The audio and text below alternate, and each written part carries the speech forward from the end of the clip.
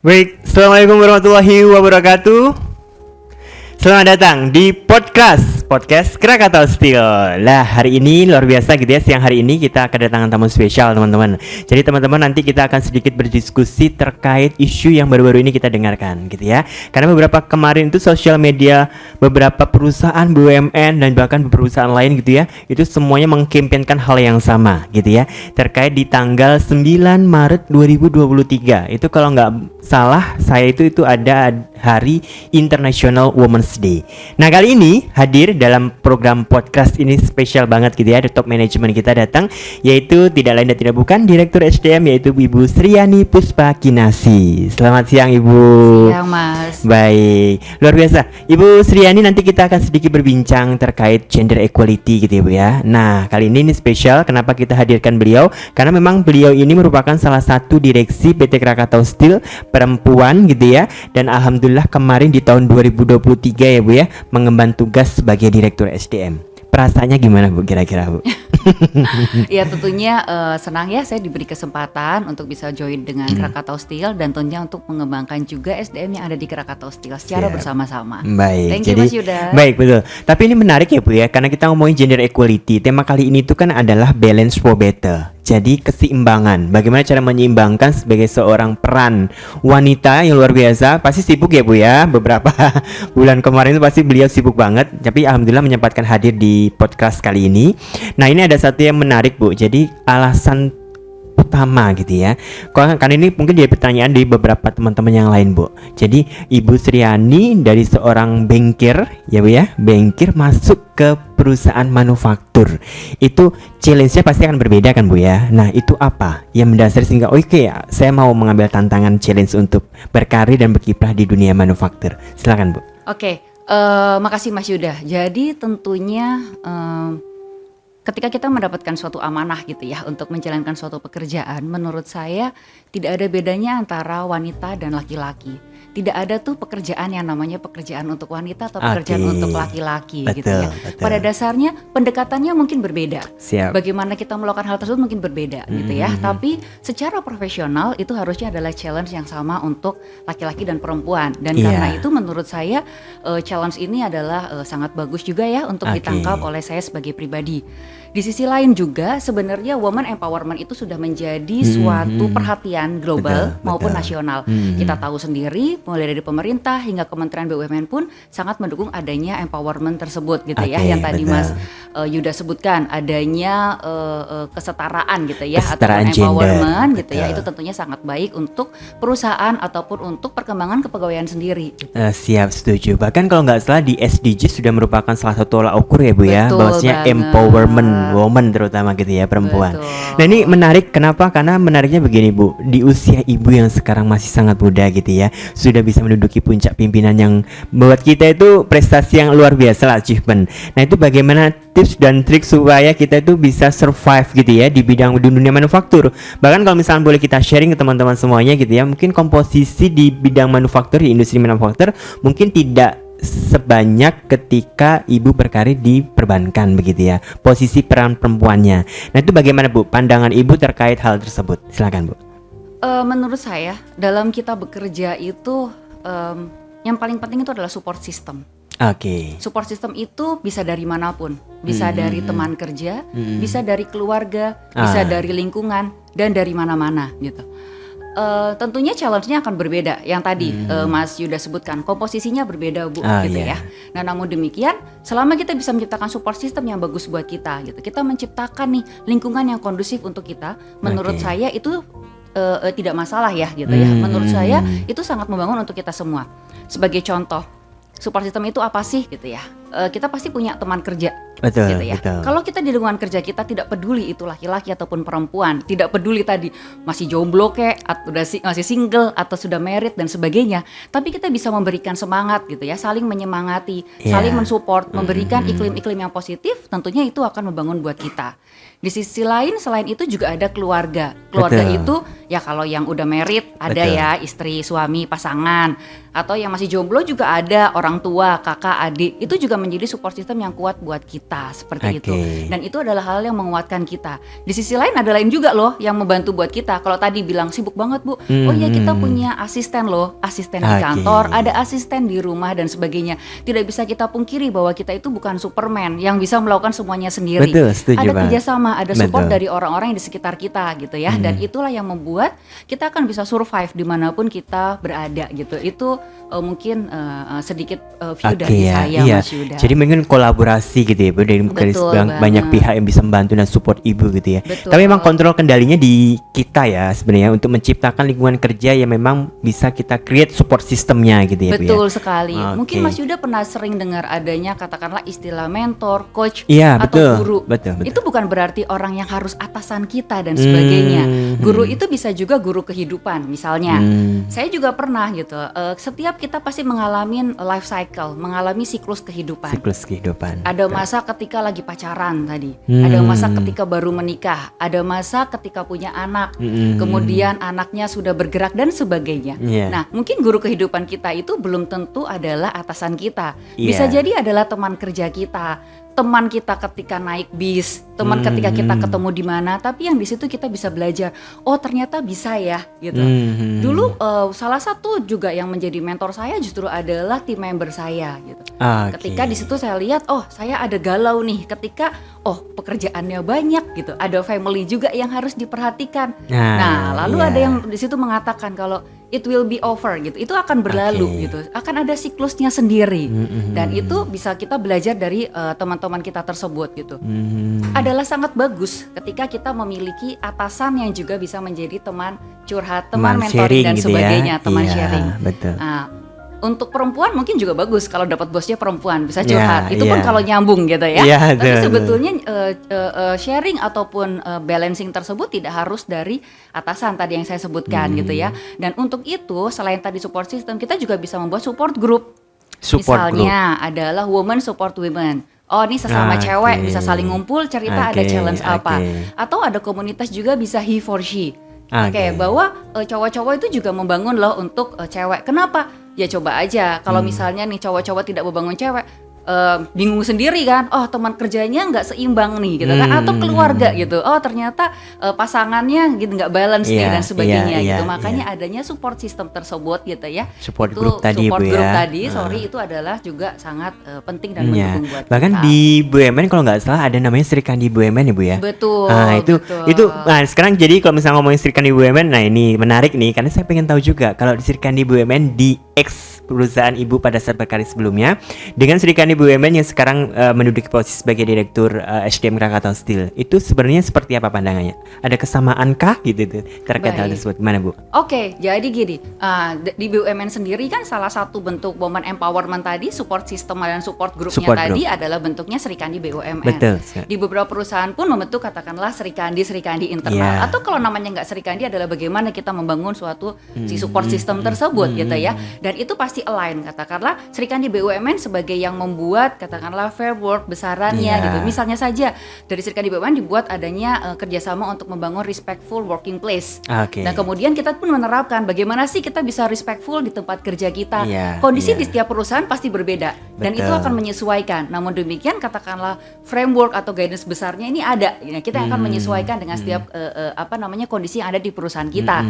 Dan saya pikir itu bagus banget ya, karena berarti empowering dan juga inclusivity dan diversity tersebut bisa menjadi semakin kuat. Iya betul. Jadi 3 aspek itu semuanya terkendali gitu Ibu ya.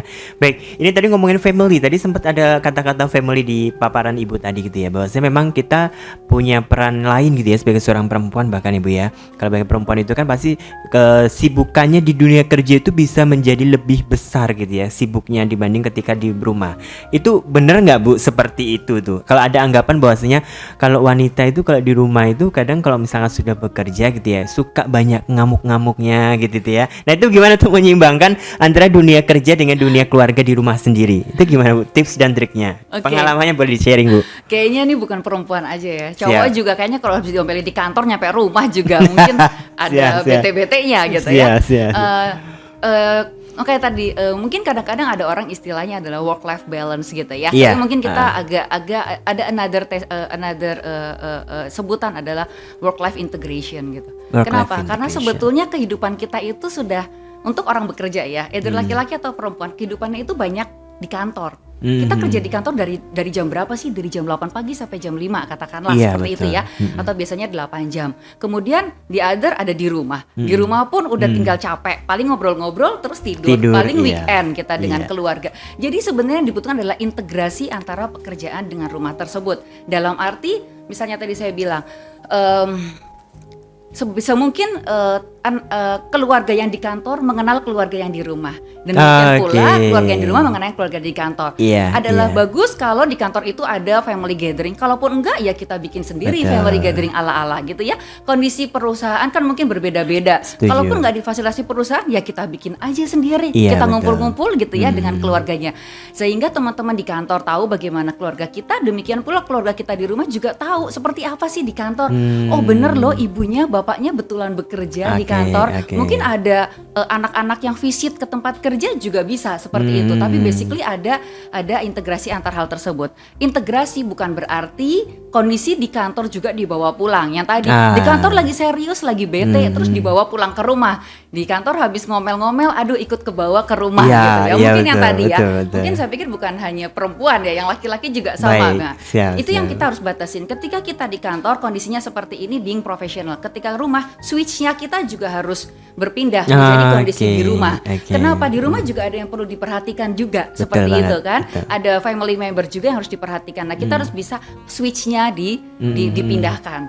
Atau katakanlah kalau ada pekerjaan misalnya, oh ternyata tapi kita ada waktu untuk family, ya pekerjaannya dilakukan after that gitu ya. Di-manage lah supaya tidak seperti itu gitu. Jadi termasuk manajemen waktu ya Bu ya. Misalkan kita udah di kantor ya di kantor gitu ya, pekerjaan aktivitas gitu ya. Manajemen behavior juga. Kadang-kadang mungkin bahasa kita di kantor dan bahasa kita di rumah harus berbeda seperti itu ya, perilakunya dan menyesuaikan dengan kondisinya kita.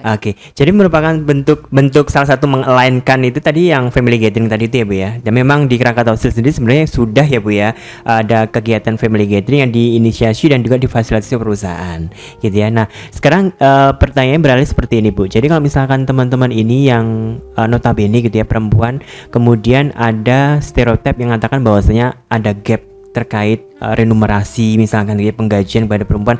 Kalau pihak perempuan itu mungkin kita kasihnya nggak usah terlalu banyak-banyak gitu, misalnya kayak gitu. Nah itu bagaimana pandangan Bu terhadap pay gap ya Bu ya, kalau bisa dikatakannya seperti itu. Dan pandangan beli Ibu dan juga kira-kira menyikapi hal yang seperti itu seperti apa? Alhamdulillah sih yang saya tahu di beberapa perusahaan ataupun yang saya tahu gitu, tidak ada perbedaan remunerasi antara laki-laki dan perempuan. Tidak ada perbedaan dalam perkembangan karir ataupun kesempatan untuk bekerja, baik laki-laki maupun perempuan. Kesempatan bekerja itu berarti align juga kepada mobility-nya ataupun kepada katakanlah promotion-nya. Ketika kita melakukan promotion, ketika kita melakukan penilaian pekerjaan, kita lihat secara profesional. Begitu kan? Saya di Krakatau Steel juga seperti itu, di perusahaan saya yang sebelumnya juga seperti itu. Kita lihat secara profesional. Bagaimana kinerjanya? Bagaimana dia memberikan kontribusi terhadap perusahaan? Bagaimana dia mengembangkan dirinya? Jadi tidak ada tuh yang namanya perbedaan remunerasi karena bekerjanya ya sesuai dengan porsinya, tanggung jawab yang dilakukannya seperti itu. Jadi saya pikir itu ada fairness ya gitu ya, bahwa dalam bekerja maka remunerasinya pun align dengan apa yang diberikan dan juga apa yang katakanlah untuk future development-nya dia. Gitu kan? Luar biasa nih ya, jadi sampaikan dengan Ibu. Tapi ini juga menarik Bu. Jadi Ibu sebagai seorang direktur HDM berarti kan membawahi yang mostly mungkin rata-rata teman-teman adalah pria, cowok gitu ya. Nah, bagaimana pendekatan untuk bisa menjalin komunikasi yang baik dengan mereka, Bu? Jadi misalkan gitu ya, menyampaikan kebijakan-kebijakan yang mungkin buat sebagian besar orang mungkin kurang pro terhadap mereka gitu ya. Tapi bagaimana cara Ibu untuk membawa diri supaya bisa menyampaikan inisiatif gagasan untuk perubahan itu bisa diterima oleh semua kalangan? Itu bagaimana, Bu? Sebagai seorang pimpinan wanita. Silakan, Bu. Baik. Saya pikir di lingkungan kerja gitu ya, semua yang kita ungkapkan itu harus didasari oleh suatu fakta dan juga data. Ketika kita sudah bicara dengan fakta, dengan data, dengan kondisi, maka orang akan dapat menerima dengan baik. Betul. Kita tidak bicara dengan katakanlah feeling atau perasaan gitu kan. Ya kita tidak menilai seperti itu. Kita menilainya tentunya semuanya ada terukur gitu ya, ada daftarnya dan ada buktinya. Dan saya pikir selama yang saya alamin ini ya, selama kita bisa membuktikan kita bisa menyampaikan sesuatu hal secara logik gitu ya. Kita kan sama-sama partner gitu ya, tidak peduli laki-laki atau perempuan. Ketika di tempat kerja, kita berkomunikasinya secara profesional gitu ya. Dan selama itu masih ada data-data pendukung, ada informasi yang memang jelas dan sebagainya, komunikasinya akan berjalan secara positif dan juga kondusif. Saya pikir seperti itu sih. Jadi itu akan bisa melihat kedua pihak untuk menerima gitu. Oke, tapi ini menarik juga. Jadi kita komunikasi itu kan berarti terkait kepribadian masing-masing orang juga ya Bu ya. Jadi bagaimana kita menjelaskan kepada orang yang mungkin beliau cukup dominan gitu ya, atau mungkin mereka sebagai followers mungkin treatnya beda-beda gitu ya pendekatannya Bu ya. Betul. Oke, baik. Kemudian gini Bu, kan di tengah-tengah kesibukan Ibu pasti kan Ibu tadi bicara terkait manajemen waktu juga ya. Nah, bagaimana untuk membuat supaya Bu Yani itu tetap fit dan bugar juga tuh dengan sekian banyak kegiatan gitu ya, kesibukan baik di rumah, di kantor, tapi tetap bugar menemui semua stakeholder yang ada di Cilegon terutama Bu ya. Itu bagaimana Bu? Kalau menurut saya sih tentunya adalah positive feeling aja ya. Positive feeling. Bahwa atas semua hal yang kita lakukan itu ada maknanya gitu dan ada gunanya, akan ada loh fungsinya, manfaatnya lah buat kita gitu ya. Nah, menjalin pertemanan. Tadi saya cerita masalah tadi katakanlah balancing life gitu ya. Oke, betul. Apa sih sebenarnya definisi life? Definisi life itu kan kita ada kerja gitu ya, itu satu. Yang kedua ada family. Yang ketiga ada community, ada yang jadi ketua RT, ada yang jadi ketua komunitas Karang Taruna gitu kan, dan sebagainya gitu kan. Yang kedua komunitas sekarang juga banyak kan, komunitas yang sepedaan, yang lari-lari, yang jalan pagi dan sebagainya. Itu adalah member-member dari community. Yang di situ kita adalah menjadi bagian, kita bisa memberikan kontribusi di situ. Tapi sebenarnya selain kita memberikan kontribusi, kita juga mendapatkan sesuatu dari situ. Kita dapat relation, kita dapat network, dan kita dapat value-value lain nih, yang tentunya akan memberikan juga tadi semangat dan positivity buat kita. Nah, disinilah ketika tadi bilang, aduh Bu, kerjaannya banyak nih kesini, kita lihat aja positifnya. Oh, saya dapat sesuatu dari sini dan dapat juga memberikan sesuatu di sini. Dan hal-hal itu yang akan memberikan, saya pikir, energi positif semangat ya buat gitu ya, Bu, kita ya, untuk bisa terus semangat melakukan hal tersebut. Dan itu menular ya. Jadi dalam arti ketika kita memiliki energi positif, kita memiliki semangat, itu nular juga ketika ke teman-teman kita. Nah, secara tidak langsung gitu. Dan itu yang harus setiap hari gitu ya. Ketika kita bangun pagi gitu, kita datang dengan katakanlah sifat positif gitu ya. Aku mau ngapain nih hari ini? Gue mau melakukan ini gitu kan. Terus positifnya itu apa gitu. Saya pikir itu akan memberikan feedback yang positif. Jadi ada trigger ya Bu ya. Jadi kalau misalkan teman-teman kerja kita tuh, teman-teman semuanya sobat keras, kalau misalkan mau memberikan dampak yang baik, minimal ke rekan kerja yang memberikan semangat yang baik gitu ya Bu ya, untuk sama-sama bekerja dan berkontribusi dengan baik. Baik, ini satu lagi nih Bu, ada beberapa mungkin pertanyaan dari teman-teman sobat keras gitu ya. Jadi bahwasanya kalau misalkan ngomongin fasilitas yang diberikan perusahaan kepada terutama gitu ya orang-orang atau perempuan yang berkarir gitu ya, apakah sudah baik atau seperti apa yang seharusnya diberikan kepada seluruh karyawan perempuan? Itu bagaimana Bu? Oke, baik. Jadi sebenarnya pemerintah maupun kementerian baik itu ketenagakerjaan, BUMN dan sebagainya itu sudah tadi yang saya cerita memberikan perhatian untuk bagaimana sebenarnya gender empowerment at work tersebut. Sehingga memang ada sejumlah ketentuan-ketentuan yang mengatur katakanlah terkait hal tersebut. Untuk wanita sendiri memang bukannya mau dibedakan dan sebagainya, tapi memang ada fase-fase yang dialami wanita dan tidak dialami. Seperti halnya adanya haid, melahirkan, itu kan adalah hal yang tidak dialamin oleh laki-laki, tapi dialamin oleh perempuan. Karena itu ada ketentuannya. Kita menyediakan nih ada cuti haid, ada cuti melahirkan juga, kemudian juga laktasi, gitu kan? Kita juga ada menyusuinya dan sekarang sedang di-empower oleh pemerintah juga ya, karena itu baik gitu ya. Dan kita nanti akan menyediakan pula adanya katakanlah ruang laktasi. Kemudian waktu istirahat untuk ibu yang menyusui gitu ya, tentunya kita berikan cukup juga. Nah, hal-hal seperti itu adalah yang membantu perempuan, not to differentiate, tapi memang mendukung agar dalam bekerjanya tetap bisa produktif gitu ya, di tengah segala perbedaan-perbedaan yang ada tersebut, katakanlah. Gitu. Ya itu sama Bu, jadi pernah dengar cerita, saya tuh ada cerita gini Bu, waktu itu lagi trending gitu ya, TOT, design thinking, kalau teman-teman semua yang pada tahu yang pernah ikut gitu ya, itu lucunya itu pada saat kita training gitu ya, ada satu rekan kita kerja wanita gitu ya, mungkin karena memiliki punya anak gitu ya, masih bayi, sehingga dia melakukan laktasi di tempat itu Bu.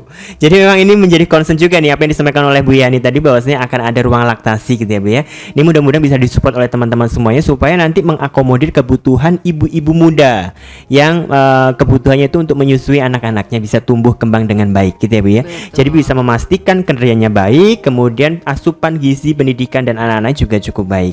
Begitu ya Bu ya. Ini luar biasa, ini harus diapresiasi nih teman-teman ya.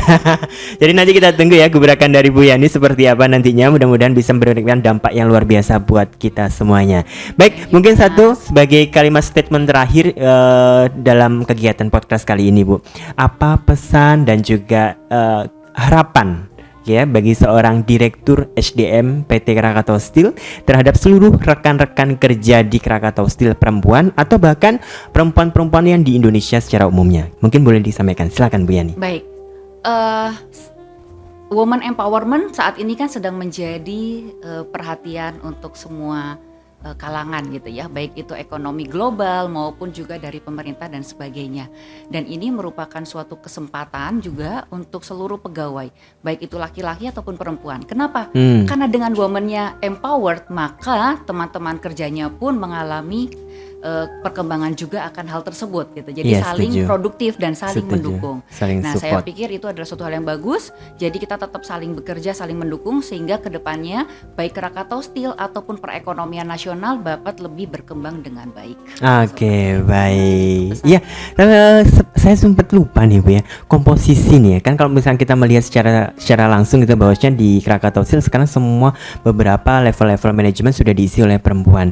Itu memang merupakan wujud strategi dalam empower woman atau seperti apa Bu? Ya. Hal kayak gitu tuh. Baik, silakan. Ya, itu adalah salah satu strategi dari pemerintah juga gitu ya, bahwa woman empowerment itu termasuk keterwakilan perempuan baik itu pada parlemen, baik itu pada level BOD ataupun di level manajerial.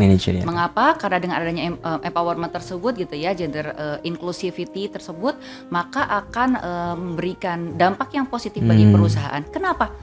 Karena keberagamannya akan semakin terbentuk. View yang berbeda-beda akan semakin muncul dan itu membawa hal-hal yang positif baik kepada kinerja perusahaan gitu ya ataupun untuk pertumbuhan secara keseluruhan. Nah, tentunya dengan adanya keterwakilan di manajemen juga gitu ya akan memberikan view yang positif dan juga untuk strategi perusahaan juga kedepannya juga akan semakin beragam ya, tentunya lebih bervariasi dan membawa kebaikan ke depannya. Bahkan inisiatifnya menjadi lebih beragam lagi Bu ya. Jadi mendukung support transformasi perusahaan untuk kedepannya. Oke, luar biasa, terima kasih kepada Ibu Yani Sriani Puspakinasi sudah hadir bersama kami semuanya. Terima kasih kepada Bapak Ibu yang sudah hadir untuk menyimak kita semuanya dalam kurun waktu ya mungkin 30 menit tadi ya Bu ya. Kita berdiskusi banyak dengan empowering woman. Jadi ada beberapa hal yang memang bisa menjadi kita gitu ya untuk yang pada hari ini. Yang pertama itu adalah kita harus memberikan, nggak boleh mengesampingkan peran perempuan, karena peran perempuan itu memiliki peran yang luar biasa baik dari pekerjaan maupun juga di rumah tangga. Tapi kita juga harus bisa memberikan ambience atau environment untuk mensupport semua orang, nggak harus perempuan, cowok-cowok juga tetap harus termotivasi untuk bisa melakukan kinerja terbaiknya di perusahaan, begitu ya Bu ya. Nah, ini yang memberikan poin menjadi lebih penting gitu ya teman-teman semuanya. Jangan pernah menyepelekan siapapun, karena orang tuh memiliki kepribadian juga kinerja yang berbeda-beda dan juga prestasi yang luar biasa. Mungkin dari saya itu, terima kasih sekali lagi kepada Bu Yani. Baik, mudah-mudahan kita ketemu di lain kesempatan lagi ya Bu ya. Nah, baik teman-teman Sobat Keras, tanpa terasa kita sudah berakhir gitu ya. Dan mudah-mudahan nanti kita akan ketemu lagi di episode selanjutnya. Karena di episode selanjutnya saya tidak akan hanya menghadirkan Ibu Yani, tapi ada salah satu direktur kita yang akan kita hadirkan juga. Nah, siapa dia nanti kita akan sampaikan gitu ya di kesempatan di selanjutnya.